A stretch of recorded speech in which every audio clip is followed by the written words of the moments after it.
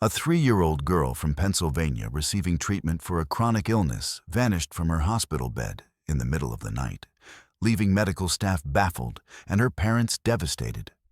2 years of searching yielded nothing but heartbreak and unanswered questions about how a sick child could simply disappear until maintenance workers deep in the sewer system stumbled upon something that had washed through the storm drains. A discovery that would reveal the darkest secret imaginable. Nathan Hartley stared at the spreadsheet on his laptop screen, the numbers blurring together as he tried to focus on the quarterly budget report. The house felt too quiet this Tuesday morning, the kind of silence that had settled into every corner since Mira vanished 2 years ago. He took another sip of lukewarm coffee and forced himself to concentrate on the columns of data. The sharp ring of his cell phone made him jump, coffee sloshing dangerously close to the keyboard's edge. The number on the display wasn't familiar, a local Pennsylvania area code, but not one he recognized. For a moment, he considered letting it go to voicemail. These days, most unexpected calls were either telemarketers or well-meaning acquaintances who'd heard about Mira and wanted to express their sympathy years too late. But something made him answer. Nathan Hartley, Mr. Hartley. This is Detective Patricia Walsh with the Pittsburgh Police Department. The woman's voice was professional, but carried an undertone that immediately set his nerves on edge. I need to speak with you about your daughter's case. The laptop screen went forgotten. Nathan's hand tightened around the phone until his knuckles went white. In 2 years, the calls about Mira had dwindled to nothing. The case had gone cold. The investigators moved on to newer tragedies. What about it, sir? I think it would be best if we discuss this in person. Can you come to the station? We've had a development that requires your immediate attention. Just tell me. His voice came out rougher than intended. Did you find her? Is she? Detective Walsh paused. This morning, a crew doing maintenance in the sewer system near the Allegheny River made a discovery. They found items we have reason to believe belong to your daughter. The room seemed to tilt. Nathan gripped the edge of his desk with his free hand. What items? A wheelchair, Mr. Hartley. A pediatric wheelchair with an oxygen tank still attached. The serial numbers match the equipment listed in your daughter's hospital records. Nathan closed his eyes, and suddenly he was back in that hospital room 2 years ago. He'd gotten up at 5:30 that morning like always. Nicole had worked a double shift and was sleeping hard beside him. He'd showered quietly, dressed in the dark, and driven to UPMC Children's Hospital, planning to spend an hour with Mira before his morning meetings. The elevator ride to the pediatric ward had been routine. He'd nodded to the night nurse at the station. She was reading a magazine, looked tired. Down the hall to room 314, the one with the butterfly stickers Mira had insisted on putting on the door. He'd pushed it open, already smiling, ready to see his daughter's face light up when she saw him. The bed was empty. Not just empty, abandoned. The sheets were pulled back, her stuffed elephant fallen to the floor. The monitors that should have been recording her oxygen levels and heart rate were dark, their leads dangling uselessly. Her wheelchair, the blue one she decorated with superhero stickers, was gone. For a moment, he'd stood frozen in the doorway, his mind refusing to process what he was seeing. Maybe they'd taken her for tests. Maybe she was in the bathroom with a nurse. Maybe. But the growing commotion in the hallway, the sudden convergence of security and staff, the frantic checking of other rooms, all of it confirmed what that empty bed was telling him. Mira was gone. Mr. Hartley. Detective Walsh's voice pulled him back to the present. Are you still there? The wheelchair, he managed. You sure it's hers? The serial numbers match, and there are personal modifications that align with what you reported, the superhero stickers specifically. Sir, I need you to understand the wheelchair was found in a section of the sewer system that connects to several storm drains. Our forensics team is examining it now. Nathan's mind raced. The sewers. Why would Mira's wheelchair be in the sewers? How long has it been there? That's what's unusual. Detective Walsh's tone grew more careful. The maintenance crew chief, he's been working these tunnels for 15 years. He says based on the condition and the sediment patterns, the wheelchair couldn't have been there more than a few weeks, maybe a couple of months at most. It appears to have washed in during the heavy rains last month, but she disappeared 2 years ago. Yes, sir. That's one of the things we need to discuss. The evidence suggests the wheelchair was disposed of, recently dumped somewhere upstream, and carried through the system by storm water. The implication hit Nathan like a physical blow. Someone had kept Mira's wheelchair for 2 years, then suddenly decided to get rid of it, which meant, "I need to call my wife," he said, already standing looking for his keys. "We'll be there as soon as possible." "Of course. Ask for me at the front desk. And Mr. Hartley, I'm very sorry. I know this must be incredibly difficult." Nathan ended the call and immediately dialed Nicole's number. She was probably sleeping after her night shift, but this couldn't wait. As the phone rang, he grabbed his jacket and headed for the door, his mind spinning with questions. Why now? Why dump the wheelchair after 2 years? And most importantly, what did this mean for Mira? Was his daughter still alive somewhere, or was someone finally cleaning up loose ends? Nicole answered on the 5th ring, her voice thick with sleep. "Nathan, what's wrong?" "They found Mira's wheelchair in the sewer system. The police want us to come in right away." The silence on the other end stretched for several seconds. Then Nicole's voice, fully awake now and sharp with a mixture of hope and dread. "I'll meet you there." The Pittsburgh Police Department's evidence room smelled of industrial disinfectant, trying to mask something worse. Nathan stood beside Nicole, their hands intertwined, as Detective Walsh led them past rows of metal shelving to a cleared examination area. Under the harsh fluorescent lights, on a blue tarp spread across a steel table, sat Mira's wheelchair. Nathan's breath caught, even caked with sewage and sediment. He recognized it immediately. The blue frame was dulled with grime, but patches of the original color showed through. The oxygen tank, still secured to the back, was tarnished but intact. And there, barely visible under a layer of dried mud, were the remnants of superhero stickers. Spider-Man's red mask, Captain America's shield, Wonder Woman's golden lasso. "Oh, God," Nicole whispered beside him, her grip on his hand tightened painfully. Detective Walsh stood on the opposite side of the table, her expression carefully neutral. "I know this is difficult. Can you confirm this is your daughter's wheelchair?" Nathan nodded, not trusting his voice. He reached toward it, then stopped, looking at the detective for permission. "You can touch it," she said. "We've already processed it for evidence, photographed everything, taken samples." His fingers found one of the sticker's Batman symbol, partially scraped away, but still recognizable. Mira had placed it there herself, insisting on decorating her chariot, as she called it. She'd been so proud of how it looked. The maintenance crew found it lodged against a grade about 2 m into the tunnel system, Detective Walsh explained. "Based on the debris patterns and watermarks, our forensics team estimates it washed in during the heavy storms last month." But here's what's significant. Look at the overall condition. Nathan forced himself to examine it more clinically. Despite the sewage coating, the wheelchair's frame showed minimal rust. The fabric seat, while stained, wasn't rotted through. The oxygen tank's valve mechanism, though dirty, appeared relatively intact. "It hasn't been in water for 2 years, Nicole said, voicing what they were all thinking.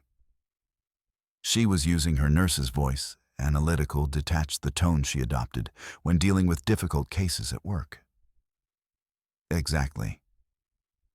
Detective Walsh pulled out a tablet showing them photos from the sewer. If this had been in the system since your daughter's disappearance, we'd expect to see significant deterioration. The metal would be severely corroded.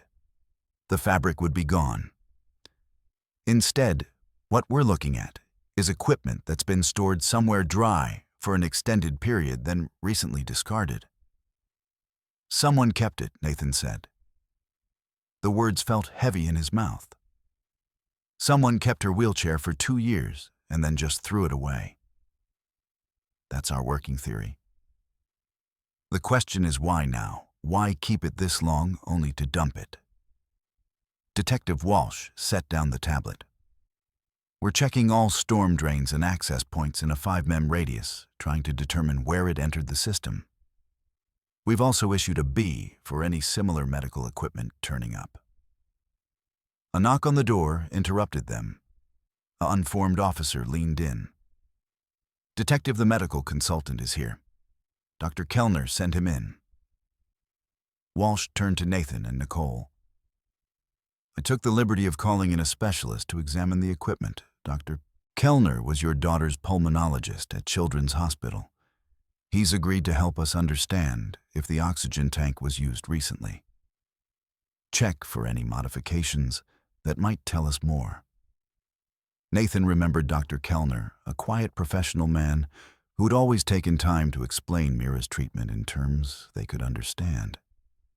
He'd been one of the few bright spots during those long hospital months. The door opened again, and Dr. Kellner entered. He looked much as Nathan remembered, mid-40s, graying hair, neatly trimmed, wearing a conservative gray suit rather than hospital scrubs. His eyes went first to the wheelchair, then to Nathan and Nicole. Mr. and Mrs. Hartley, he said softly. I'm so sorry you're going through this. When Detective Walsh called, I came immediately. Thank you for coming, Nicole said. We appreciate it. Dr. Kellner moved to the table, pulling on latex gloves with practice efficiency. He examined the oxygen tank carefully, checking the gauge, the regulator, the connection points. This is definitely hospital-grade equipment, the model we used for Mira. He paused, running his fingers along the valve. The seal's been broken recently. Within the last few months, I'd estimate. If this had been sealed for 2 years, we'd see different oxidation patterns around the threading. So it was used, Detective Walsh asked, taking notes. Recently used, yes. The pressure gauge shows it's nearly empty.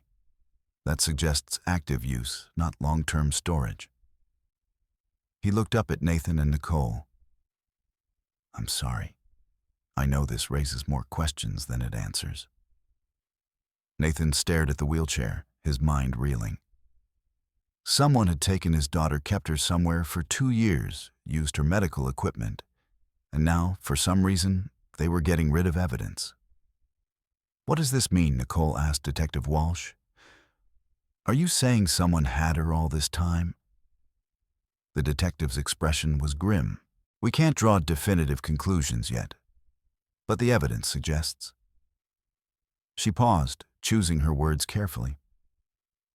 The pattern we're seeing is consistent with someone disposing of evidence. Often perpetrators do this when they're preparing to relocate, or when the victim is no longer alive, Nathan finished. The words felt like glass in his throat. Detective Walsh nodded slowly. I'm sorry, but yes, that's one possibility we have to consider. We're going to need to go through everything again. Everyone who had access to Mira, anyone who might have had motive or opportunity. Dr. Kellner will need your records from her treatment as well. Of course, the doctor said anything I can do to help Mira she was a special little girl, so brave through all her treatments.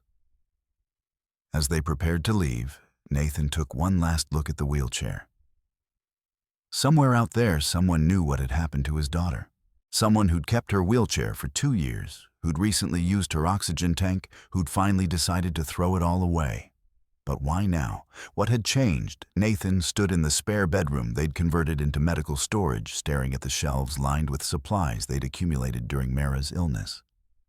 Boxes of pediatric masks, sealed packages of tubing bottles of saline solution and medications. thousands of dollars worth of equipment that had become part of their daily routine until that morning 2 years ago. He picked up a box of medications, checking the expiration dates. Most would be good for another few months, but some were approaching their limits. The irony wasn't lost on him. Holding on to these supplies had been his way of maintaining hope, of being ready for when Mira came home. But after this morning's revelation at the police station, that hope felt more fragile than ever. Nicole had returned to bed after they got home emotionally drained from the morning's events. She had another night shift tonight and needed rest. Nathan couldn't sleep. The image of that mud-caked wheelchair kept replaying in his mind. He started sorting the supplies into 2 piles, expired and still viable. The expired medications would need proper disposal, but the sealed, unexpired items, they could help other families. Other children with cystic fibrosis who needed these exact supplies. It felt like giving up, but it also felt necessary. He couldn't let medicine go to waste when someone could use it. By early afternoon, he'd filled 3 boxes with donations. The CVS on Grant Street had a medical supply donation program. He loaded everything into his car and drove the 10 minutes through light traffic. The pharmacy was busy for a Tuesday afternoon. Nathan maneuvered his boxes through the automatic doors, heading for the pharmacy counter at the back. As he rounded the vitamin aisle, he nearly collided with someone pushing a cart loaded with medical supplies. "Oh, sorry," Nathan began, then recognized the man. "Dr. Kellner." The doctor looked up from his cart, which Nathan now saw contained several portable oxygen tanks, the same type they'd used for Mira's emergency backup supply. "Mr. Hartley, I didn't expect to see you here." "I'm donating some of Mira's unused supplies," Nathan said, gesturing to his boxes. "Seems wrong to let them expire when other families could use them." Dr. Kellner's expression softened with understanding. "That's very generous of you. I'm sure it wasn't an easy decision." Nathan glanced at the oxygen tanks in the doctor's cart. Stocking up for the hospital, Dr. Kellner explained, adjusting his grip on the cart handle. "We've had some supply chain issues lately, and these portable units are perfect for transport between departments. The donation stations are a godsend when our regular suppliers fall short. I didn't realize hospitals could buy from regular pharmacies. It's not ideal, but sometimes necessary, especially for smaller equipment." Dr. Kellner paused, studying Nathan with concern. "How are you holding up this morning? Must have been incredibly difficult." Nathan found himself grateful for the doctor's kindness. "It's been rough. The not knowing is almost worse than then knowing would be. I can only imagine Mira was such a special little girl. That smile of hers could light up the entire ward." Dr. Kellner glanced at his watch. "I should get these back to the hospital, but please, if you need anything, even just someone to talk to who understood Mira's condition, don't hesitate to call." "Thank you, and thanks again for coming to the station this morning. It helped having someone there who knew her." "Of course. Take care of yourself, Mr. Hartley."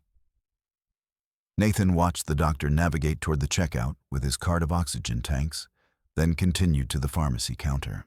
The pharmacist, a young woman with kind eyes, helped him process the donation. "These will really help families in need," she assured him, checking each item. Pediatric CF supplies are always in demand. As Nathan filled out the donation paperwork, he found himself thinking about those oxygen tanks in Dr. Kellner's cart. It made sense what the doctor had said about supply chain issues. The pandemic had disrupted so many systems, and hospitals had learned to be creative with sourcing. He drove home feeling slightly lighter, as if donating the supplies had lifted some invisible weight. The house was quiet when he entered Nicole still sleeping. Nathan made himself a sandwich and sat at the kitchen table, his mind still processing the morning's revelations. His phone buzzed with a text from Nicole.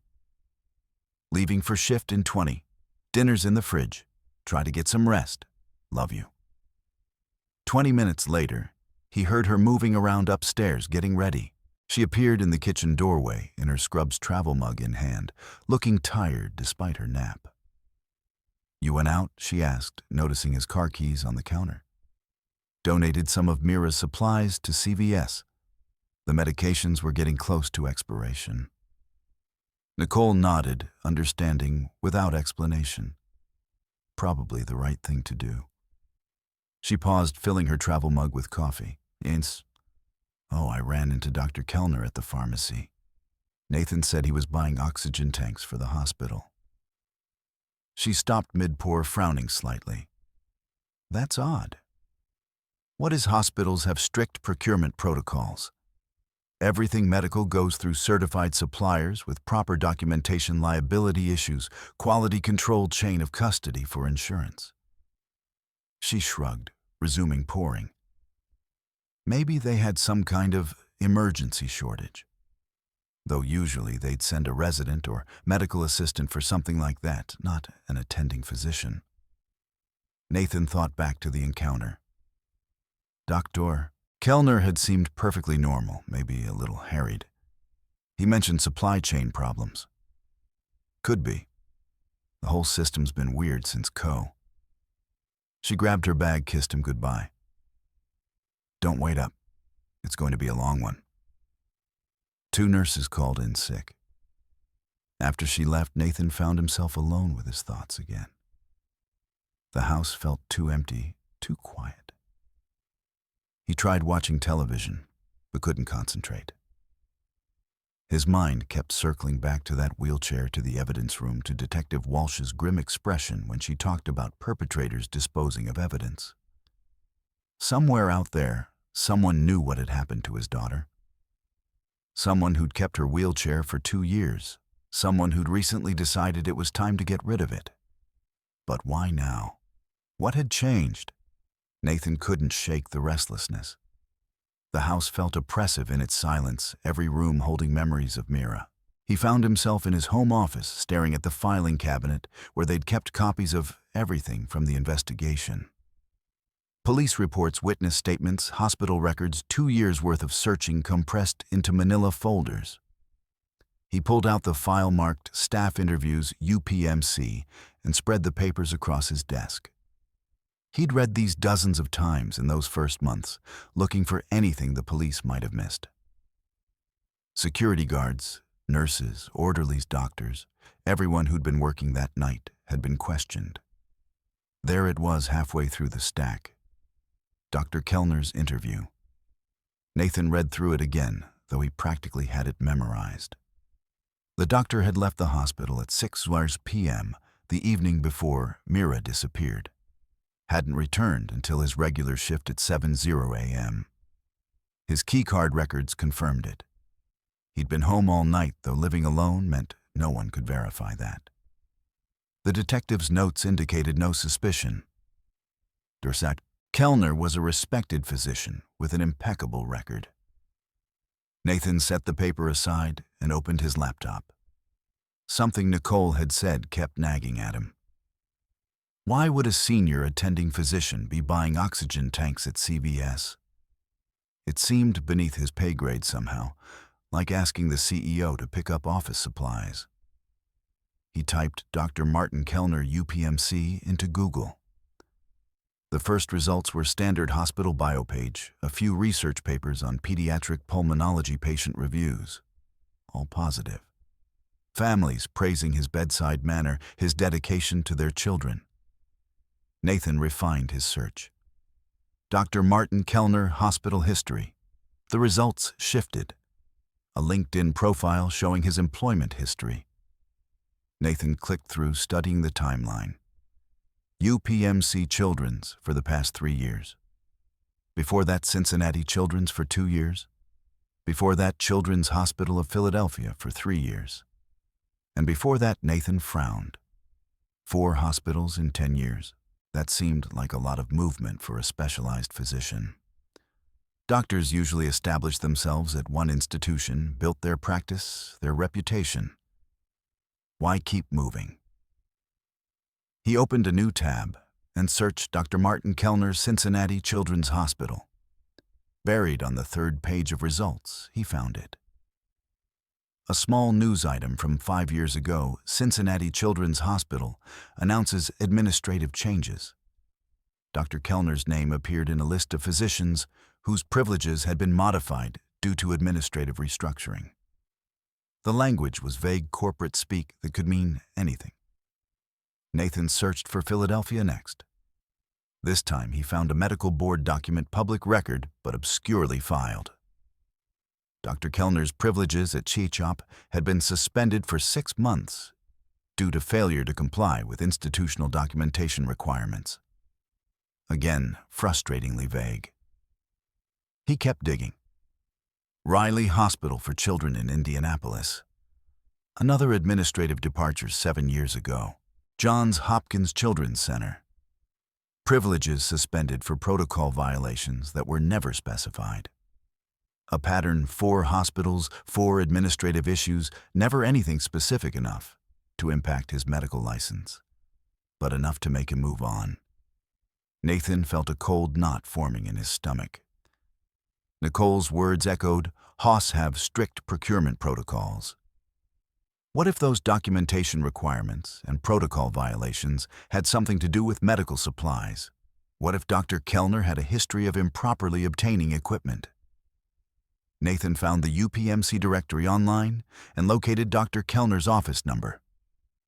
It was past 6 now. The administrative staff would be gone, but doctors often worked late. He hesitated, phone in hand. What was he going to say? "Hi, I noticed you've been suspended from multiple hospitals, and I'm wondering if you kidnapped my daughter." But the image of those oxygen tanks in the pharmacy cart wouldn't leave him alone. Before he could talk himself out of it, he dialed. The phone rang 4 times. Nathan was about to hang up when a familiar voice answered. "Dr. Kellner speaking." "Dr. Kellner, it's Nathan Hartley. I'm sorry to call so late, Mr. Hartley." The doctor sounded surprised, but not displeased. "Not at all." "How can I help you?" Nathan's mouth went dry.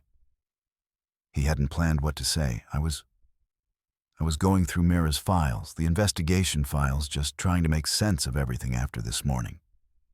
Of course, that's completely understandable. Finding the wheelchair must have brought everything back. Your interview is in here from 2 years ago. A pause. When Dr. Kellner spoke again, his tone had shifted slightly. "Yes, I remember. The police were very thorough. They interviewed everyone? You were working that night, the night she disappeared?" "No, actually, I'd left at 6:00. My shift ended." The warmth was draining from his voice. "Mr. Hartley, why are you asking about this?" Nathan pushed forward. "I've been looking at your employment history. You've moved around a lot. 4 hospitals in 10 years. The silence stretched so long, Nathan wondered if the call had dropped. "Then I'm not sure what you're implying." "I'm not implying anything. I'm just trying to understand." Understand what exactly? Dr. Kellner's voice had gone cold.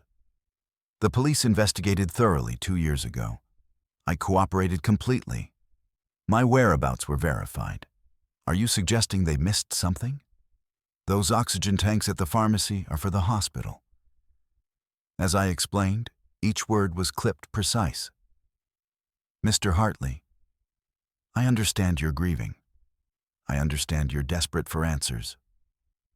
But these questions, what exactly are you accusing me of? I'm not accusing, because it sounds like you are. It sounds like you're questioning my integrity based on what a routine supply run career moves that are perfectly normal in modern medicine." Nathan's hand was shaking. The controlled anger in Dr. Kellner's voice was more unsettling than shouting would have been. "I just want to know what happened to my daughter." "What happened to your daughter is a tragedy, but I've told the police everything I know. Everything 2 years ago. If you have new questions, perhaps you should direct them to Detective Walsh instead of harassing me at my office." "I'm not harassing, aren't you?" calling me after hours, questioning my employment history, implying God knows what you're implying. I tried to help this morning. I came to the station out of respect for Mira's memory. And this is how you repay that kindness." The line went dead. Dr. Kellner had hung up. Nathan sat staring at his phone, heart racing. The doctor's reaction had been so defensive, so immediate. Nothing about the conversation felt right. A truly innocent person would have been confused, maybe hurt, but not that cold fury, not that controlled anger.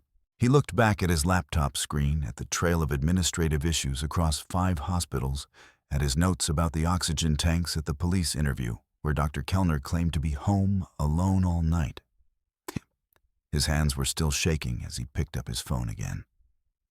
He should call Detective Walsh, report the conversation, share what he'd found about the hospital history.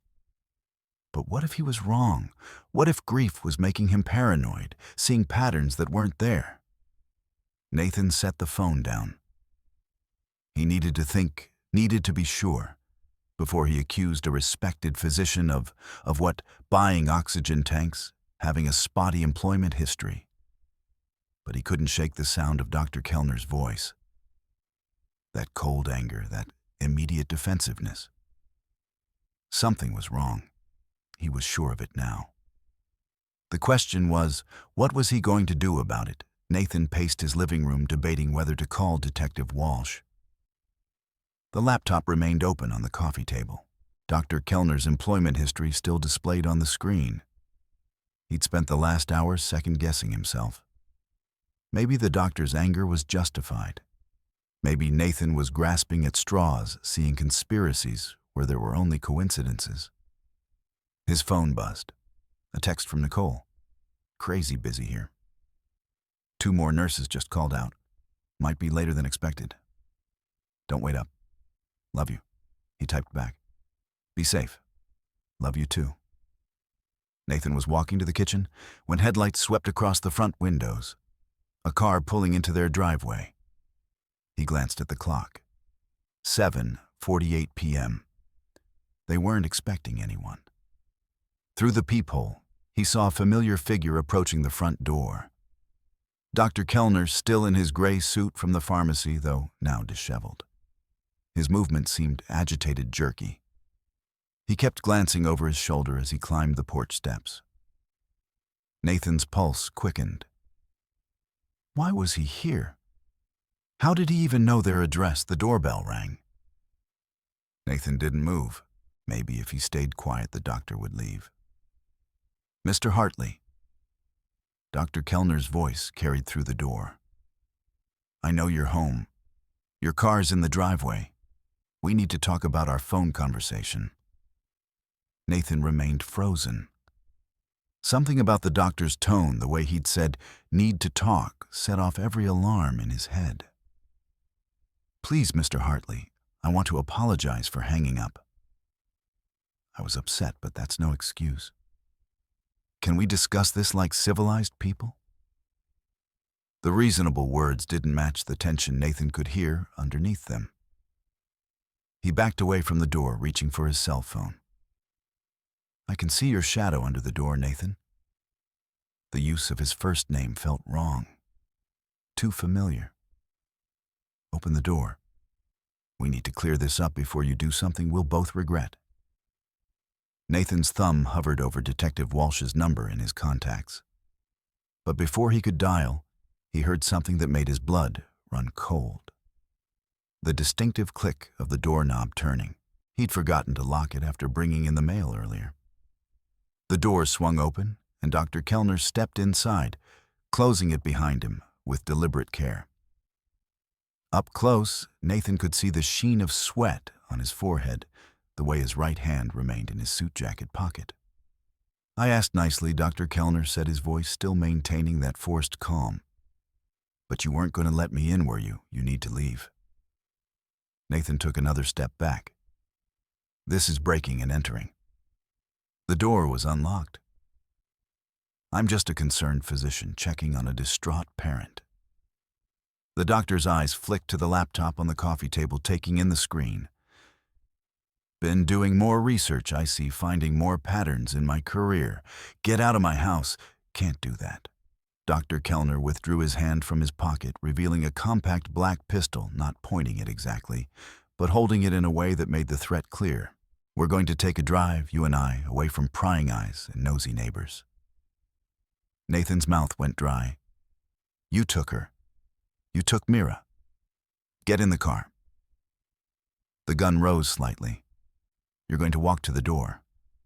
You're going to get in my car. You're going to do it quietly. If you shout, if you run, if you do anything stupid, I'll have to hurt you. And then I'll wait for Nicole to come home from her shift. You mentioned she's working late tonight. Plenty of time for me to be here when she arrives. The threat against Nicole made Nathan's decision. Where are we going? Somewhere private. Now move. Nathan walked to the door on unsteady legs. Outside, the neighborhood was quiet. A typical Tuesday evening. The Johnsons' house across the street had lights on, but their curtains were drawn. No one to see them, no one to witness this. Dr. Kellner's car was a silver Honda Accord, unremarkable in every way. Get in the passenger side, hands where I can see them. Nathan complied, his mind racing. Should he try to run? But the gun was trained on him as doctor. Kellner circled to the driver's side. And that threat about Nicole. Seatbelt, Dr. Kellner ordered as he started the engine. The gun rested on his lap barrel, angled toward Nathan. Don't want to get pulled over for something stupid. They backed out of the driveway, and Nathan caught a glimpse of his house porch light on, looking perfectly normal. No sign of the violence that had just occurred there. You saw me at the pharmacy, Dr. Kellner said as they turned onto the main road. That was careless of me. Should have been more careful, but I was running low on supplies. Nathan's heart skipped. Supplies for what? Shut up. The doctor's calm facade was cracking. You couldn't just leave it alone. The wheelchair should have been the end of it. Case closed. Everyone moves on, but you had to dig. Had to ask questions. Where is Mira? Dr. Kellner's knuckles were white on the steering wheel. You think you were such a good father, leaving a sick 3-year-old alone in that hospital? Some protector you were. Is she alive? Stop talking. They were heading out of the city now toward the rural areas east of Pittsburgh. You have no idea what you've done. No idea what you've ruined. Nathan tried to memorize the route, looking for landmarks. They passed the old Westinghouse plant, crossed the bridge over Turtle Creek, heading toward the Laurel Highlands, where the forests grew thick and houses became scarce. Those hospital suspensions, Nathan said, desperate to understand. They figured something out, didn't they? That's why you kept moving. They suspected could never prove anything. Always watching, always questioning, making my work impossible. What work? What were you doing? Dr. Kellner's laugh was bitter. You wouldn't understand. No one understands. They see a doctor being thorough, spending extra time with patients, and they make it into something ugly. The words chilled Nathan, the implication behind them, the defensive tone pieces clicking into place in horrible ways. They turned off the main highway, onto a secondary road, then onto barely paved back roads. Nathan's phone was still in his pocket. Could he secretly dial 911? But Dr. Kellner must have had the same thought. Throw your phone out the window. What now? The gun rose. Or I'll take it from you after I shoot you in the leg. Nathan powered down his phone and tossed it into the darkness. His last connection to help disappeared into the Pennsylvania forest. Good. Dr. Kellner relaxed slightly. We're almost there. Then you'll understand everything. Maybe you'll even realize this is partly your fault. My fault. You left her alone, vulnerable. If you'd been there that night, like a real father should have been, none of this would have happened. But you were home comfortable in your bed while she needed protection. They turned onto a dirt road, headlights illuminating dense trees on either side. Somewhere ahead, was the answer to 2 years of questions. Nathan just prayed he'd live long enough to find out. "She trusted me," Dr. Kellner said quietly, almost to himself. "That's the tragedy in all this. She trusted me completely." The words sent ice through Nathan's veins. Whatever had happened to Mira, whatever this man had done, it was worse than just kidnapping. The way he spoke about trust, about being thorough with patience, about people making things ugly. Nathan was beginning to understand the true horror of what his daughter had endured. The dirt road ended at a modest cabin nestled among towering pines. Motion sensor lights flickered on as they approached, illuminating a structure that looked deceptively normal. Wood siding, stone chimney, the kind of weekend retreat thousands of Penians owned. A generator hummed somewhere behind the building. Out, Dr. Kellner ordered, killing the engine. Nathan stepped into the cool mountain air, his legs unsteady after the tense drive. The isolation was complete. No neighboring lights visible through the trees. No sounds except the generator and distant crickets. Even if he screamed, no one would hear. Dr. Kellner came around the car gun steady. "Inside, try to run, and I'll put a bullet in your knee. You don't need to walk to see what I'm going to show you." The front door opened into a living room that smelled of pine wood and antiseptic. Basic furniture, a fieldstone fireplace, stairs leading up. But Nathan's attention was drawn to the medical equipment stacked along one wall, boxes of supplies, and oxygen concentrator IV poles. "Upstairs," Dr. Kellner directed. They climbed narrow wooden steps to a hallway with 3 doors. The doctor guided him to the last one, producing a key from his pocket. Multiple locks. Nathan noticed dead bolts installed from the outside. The doors swung open, revealing a converted attic room. And there, sitting on a small bed with an oxygen cannula under her nose, was Mira. Nathan's knees nearly buckled. His daughter alive, but changed. She'd grown in 2 years, of course, taller, thinner, her blonde hair longer and tangled. She wore a faded hospital gown, too small for her now 5-year-old frame. An IV port was visible on her arm, though no line was currently attached. "Mirror." The word came out as a broken whisper. She looked up from a coloring book, her blue eyes, so like Nicole's, showing no recognition, just confusion and a hint of fear. "Dr. Martin." "Who's that man, Dr. Martin?" She called him doctor. "Martin." "It's okay, sweetheart." Dr. Kellner said, his voice taking on a different quality. Gentle, paternal. "This is someone who wanted to meet you. Remember how I told you there might be visitors someday?" Mira shrank back against the wall. "I don't like visitors. You said visitors might try to take me away. You said they're bad people who don't understand." Nathan started forward instinctively, but the gun barrel pressing into his ribs stopped him. "That's my daughter, you sick." "Your daughter," Dr. Kellner's voice hardened. "You gave up that right when you abandoned her. You kidnapped her. I gave her a home, kept her safe for 2 years while you moved on with your life." Nathan looked around the room properly now, taking in the details. Medical equipment filled one corner. The oxygen concentrator he'd heard running. Boxes of medications. The portable tanks like the ones from the pharmacy. A small dresser held children's clothes. Drawings covered the walls, all signed Mirror in a child's scrawl. Pictures of a house tree's birds, and over, a figure labeled Doctor. Martin with a smiling face. No pictures of parents, no drawings of mommy or daddy. "What did you tell her?" Nathan's voice was hollow. "The truth from a certain perspective, that she was very sick and needed special care, that I'm the only one who understands her needs, that there are people who might try to interfere. You've brainwashed her. I've protected her."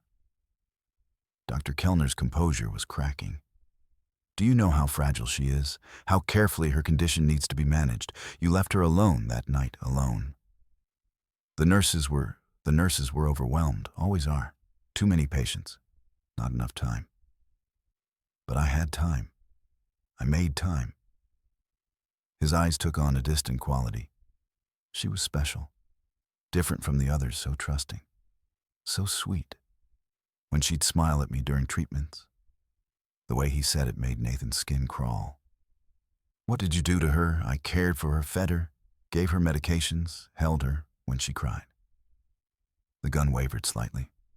She needed me, still needs me. Nathan tried again, his voice gentle. Sweetheart, it's Daddy. Don't you remember me? The little girl tilted her head, studying him. For a moment, something flickered in her eyes. Then she shook her head firmly. My daddy went to heaven, Dr. Martin told me. He got sick and went to heaven with Mommy. The cruelty of the lie hit Nathan like a physical blow. You told her we were dead. It was easier than other explanations. Kinder, really kinder than what? But Nathan was beginning to understand the locks on the door, the way Mira called him Dr. Martin, maintaining that professional distance even after 2 years. The defensive anger when questioned about his time with patients. A sound from outside cut through the tension. Tires on gravel approaching fast. Multiple vehicles. Dr. Kellner moved to the small attic window, peering through the curtain. His face went pale. How you threw away your phone. Nathan felt a surge of hope. Nicole, she must have come home, found signs of a struggle, called the police, his brilliant, observant wife. Mira, get in the closet, Dr. Kellner ordered, his calm shattering. Remember what we practiced? Hide until I say it's safe. Are the bad people here? Mira's voice was small. Terrified, she scrambled off the bed, hurrying to a small closet. The practiced way she did it, the immediate obedience, showed this wasn't the first time she'd been told to hide. Outside, Nathan could hear car doors slamming, radio chatter, a voice amplified by megaphone. Dr. Martin Kellner, this is the Pennsylvania State Police. We have the building surrounded. Exit with your hands visible. You've ruined everything. Dr. Kellner snarled at Nathan. Everything I've built here. She was happy. She was safe. From what? What was she safe from? From people who don't understand. From a system that sees everything as black and white. The doctor moved to the window again. Guns still trained on Nathan. They'll twist everything, make it into something disgusting. The police repeated their demand. Dr. Kellner paced the small room like a caged animal. 2 years. 2 years of keeping her healthy, giving her what she needed, and you had to destroy it.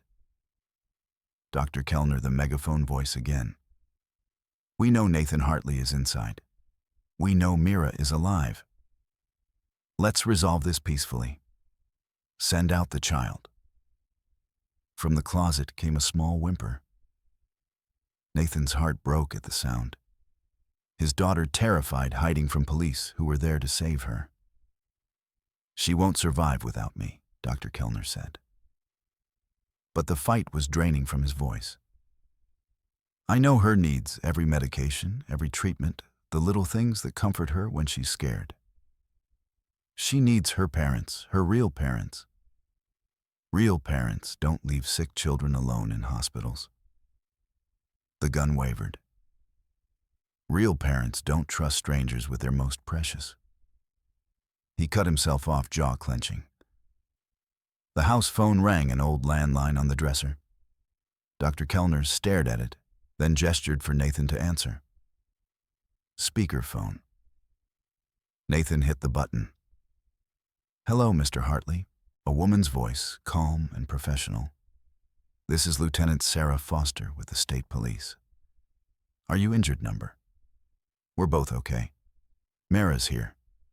She's alive. That's wonderful news. We're going to get you all out safely. Can I speak with Dr. Kellner? The doctor leaned toward the phone gun, still pointed at Nathan, but his hand shaking now. She won't understand. 2 years of routine of trust. You'll destroy all of it. Doctor, we have pediatric specialists standing by. They'll ensure Mira receives the best care. You've kept her alive this long. Help us continue that care properly.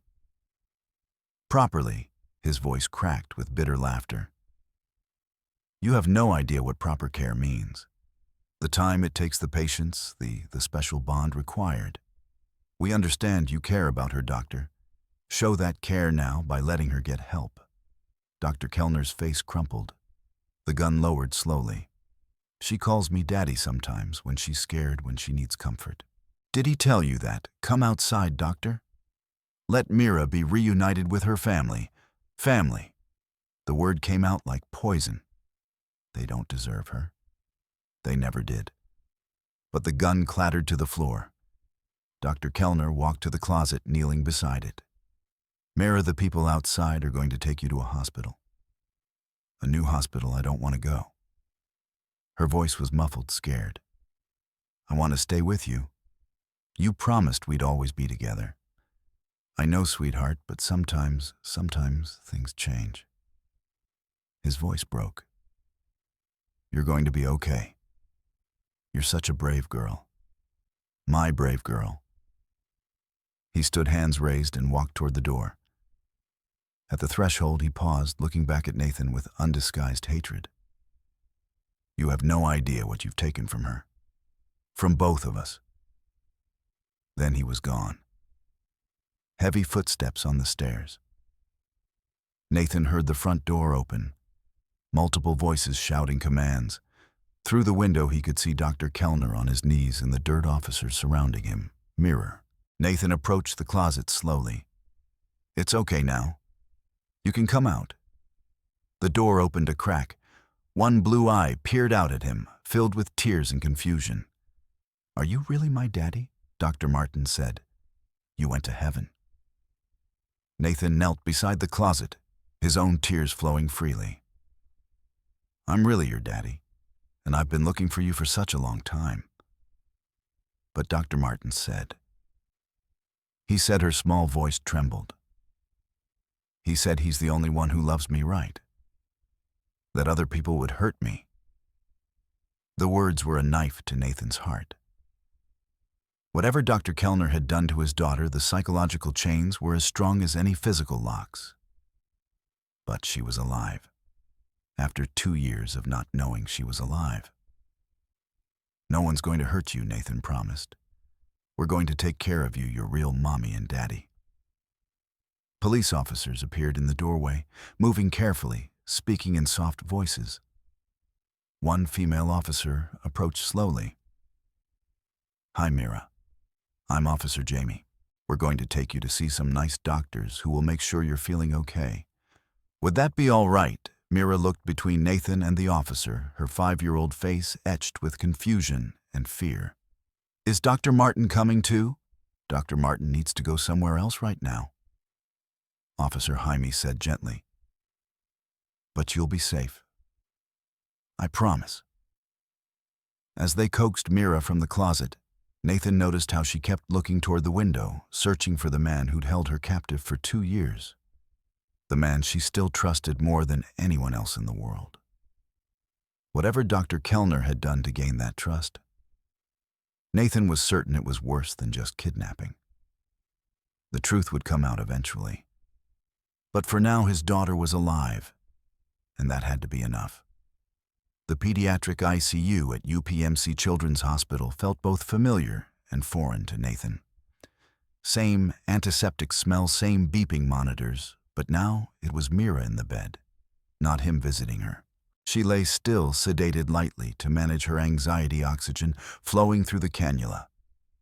Her small hand rested in his, though she'd pulled away when she was awake. Nicole sat on the other side of the bed, her eyes red from crying. She'd arrived at the hospital shortly after the ambulance, having been the one to alert police when she'd come home to find Nathan's laptop open to Dr. Kellner's employment history and signs of a struggle. The front door ajar. Nathan's car still in the driveway. Detective Walsh had acted quickly once Nicole identified Dr. Kellner as the likely suspect. A property record search revealed he owned a cabin in the Laurel Highlands, listed as a secondary address in his hospital employment file. State troopers familiar with the area knew the remote location. They'd coordinated with local units who'd hiked the area before racing against time to reach the isolated property before it was too late. Detective Walsh entered quietly, a folder in her hand. "How is she stable?" Nicole answered, her nurse's training keeping her voice clinical. "Her lung function has deteriorated. The pulmonologist thinks it's from inconsistent treatment. Sometimes he gave her proper medication. Other times he missed doses or gave incorrect amounts." "I have Dr. Kellner's confession," Detective Walsh said, pulling up a chair. "He's been in interrogation for 3 hours. You need to know the truth, but it's difficult." Nathan nodded, steeling himself. Dr. Kellner admitted to inappropriate contact with Mira during her hospital stay 2 years ago. It started gradually. He spent extra time with her, gained her trust and yours. He told her the touching was part of special treatments to make her better. She was 3. She believed him. Nathan felt nauseous. Nicole's hand found his across Mira's bed. It went on for months.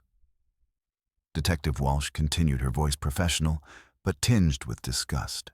He said Mira was starting to resist, asking why other doctors didn't do the same special treatments. She'd mentioned wanting to tell Mommy about the games that felt weird. He panicked. "So he took her," Nicole whispered. "The night she disappeared, he used his keycard to re-enter through a service entrance. The cameras there had been broken for weeks. He knew because he'd been the one to damage them, making it look like wear and tear. He gave Mira a sedative, told her they were going somewhere special to get better. Wheeled her right out through the loading dock. Nathan's hands clenched all those nights, wondering what had happened. And the truth was worse than any nightmare he'd imagined. At the cabin, he continued the abuse, told her that her parents had died, that he was the only one who could take care of her now. Classic grooming behavior, isolation, dependency, normalized abuse, disguised as care or love. The wheelchair, Nicole asked, her voice shaking. Why dump it now? His colleagues at UPMC were getting suspicious. Not about Mira, about missing supplies. He'd been stealing medications and equipment for 2 years to treat her. HR was building a case. He knew it was time to run, but couldn't take identifiable equipment. He planned to relocate with her, start fresh somewhere else. Detective Walsh turned to Paige. Given his employment history, the pattern of administrative issues at multiple hospitals, we suspect there may have been other victims over the years. Children who were too young or too scared to report inappropriate conduct during examinations. We'll be reaching out to his former hospitals, but these cases, they often go unreported. Nathan closed his eyes. More victims. What else did he say? Nicole asked about what he was planning. Detective Walsh consulted her notes. He admitted that initially that first night he'd intended to kill her. He was terrified she'd tell someone about the abuse. But once he had her at the cabin, he couldn't do it. He kept her instead, continued the abuse. He said he always knew it would end badly, but couldn't stop himself. God. Nathan breathed. His baby girl had been hours from death that night, 2 years ago, saved only by her abuser's cowardice. He documented everything medical detective Walsh added. Not the abuse, he's not stupid, but detailed logs of her treatments, medications, growth charts, even videos of what he called their life together. Birthday parties, her playing in the cabin, all carefully edited to look normal if anyone ever found them. Will she remember the truth? Nathan asked. What he did to her, what we meant to her before. The psychiatrist says memories from age 3 are often fragmented but not gone. With proper therapy, she may recover some memories of you. As for the abuse, that trauma is likely to surface eventually. She'll need extensive therapy to process what happened and understand it wasn't her fault. A nurse entered with evening medications. Her protocol is complex, she said gently. But we have his medical records to work from. We can keep her stable while we develop a proper treatment plan. Nathan watched the medications flow through Mira's IV. His daughter alive, but carrying scars, he couldn't see. "He keeps insisting in interrogation that he loved her," Detective Walsh said as she prepared to leave. "That what they had was a special and we're destroying it. Claims you'll never understand the bond they shared."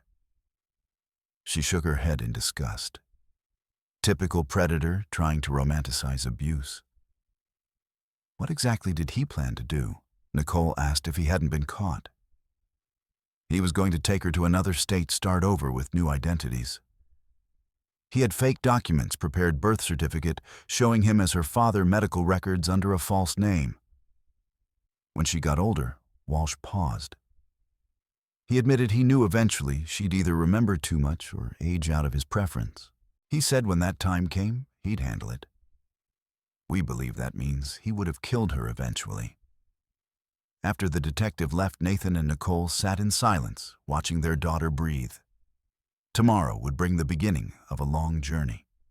Medical treatments, trauma therapy, the delicate process of helping Mira understand that the man she trusted had hurt her, that her real parents had never stopped looking for her. "She's alive," Nicole whispered finally. "That's what we hold on to. She's alive. She's safe now and we'll help her heal." Nathan nodded, unable to speak, past the lump in his throat. His little girl had endured 2 years of hell disguised as care. But she was strong. The same strength that helped her fight cystic fibrosis would help her overcome this trauma. They would make sure of it. The monitors beeped steadily, marking each breath, each heartbeat. Proof of life. Proof that despite everything, their daughter had survived. And proof that the monster who'd stolen 2 years of her childhood would never touch her again.